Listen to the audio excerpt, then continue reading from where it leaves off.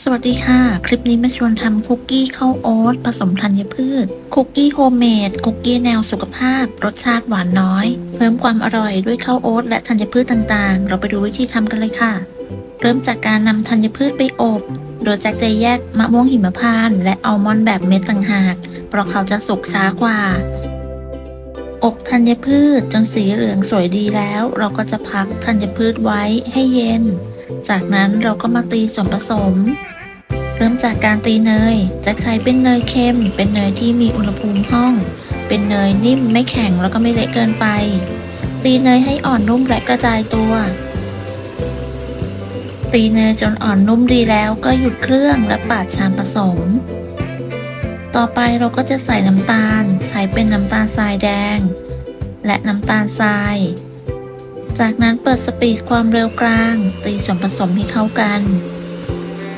ตีเนยและน้ำตาลจนเข้ากันขึ้นฟูเล็กน้อย จากนั้นหยุดเครื่องและปาดชามผสม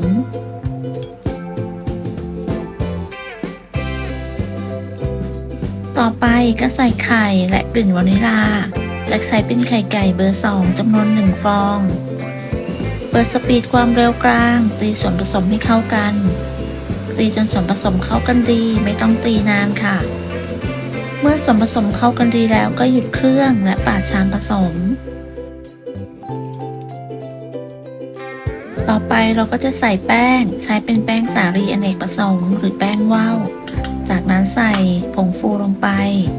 ร่อนแป้งและผงฟูลงไปในส่วนผสม ใช้ไม้พายสับแป้งและเนยให้เข้ากัน คนให้เข้ากันจนเป็นเนื้อเดียวกัน ต่อไปจะให้เราใส่ข้าวโอ๊ตลงไปแล้วก็ใช้ไม้พายคนส่วนผสมให้เข้ากัน เมื่อส่วนผสมเข้ากันดีแล้วเราก็จะใส่ธัญพืชที่เราอบไว้แล้วแจ็คใส่อัลมอนด์สติ๊ก อัลมอนด์สไลด์และเมล็ดฟักทองเพื่อนๆอาจจะใส่มากกว่านี้ก็ได้ตามชอบ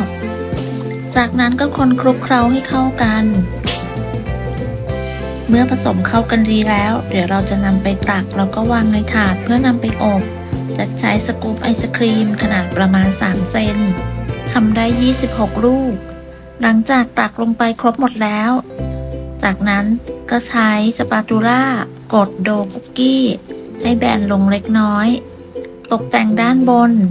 ด้วยมะม่วงหิมพานต์และอัลมอนด์แบบเม็ดซึ่งเราได้อบไว้ก่อนแล้ว หรือใครจะวางธัญพืชอย่างอื่นด้านบนเพื่อเพิ่มสีสันก็ตามชอบเลยค่ะ เสร็จแล้วเราก็นำเข้าอบกันเลยจากอบที่อุณหภูมิ170 องศาใส่ไฟบนล่างไม่เปิดพัดลมจากวางไว้ชั้นกลางของเตาอบใช้เวลาประมาณ14 นาทีเมื่อครบเวลาก็นำคุกกี้ออกจากเตาพักไว้ในถาดแบบนี้ประมาณ5 นาทีแล้วก็นำไปพักให้เย็นบนตะแกรง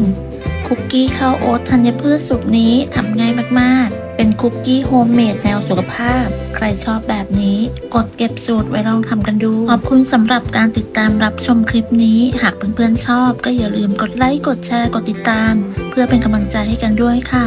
สำหรับคลิปนี้ต้องลาไปก่อนสวัสดีค่ะ